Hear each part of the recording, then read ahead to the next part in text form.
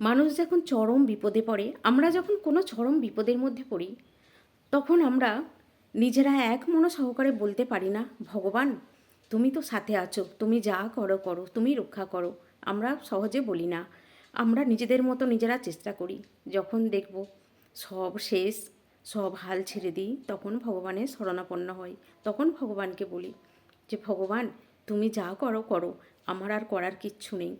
আমরা দেখেছি দ্রৌপদীর সভায়, দ্রৌপদীর যখন বস্ত্রহরণ হয়েছিল, তখন নিজে যতক্ষণ চেষ্টা করেছিল ততক্ষণ কিন্তু আঁকড়ে ধরে থাকতে হয়েছিল। কিন্তু যখন তিনি দুহাত ছেড়ে ভগবানের শরণাপন্ন হলেন, তখন ভগবানই তাকে রক্ষা করলেন। সেই রকম আমরা নিজেরা নিজেদের বিশ্বাসে আমরা ভগবানের শরণাপন্ন মন থেকে হতে পারি না। আমাদের মনের মধ্যে একটা দ্বিধা দ্বন্দ্ব সবসময় থেকেই যায়।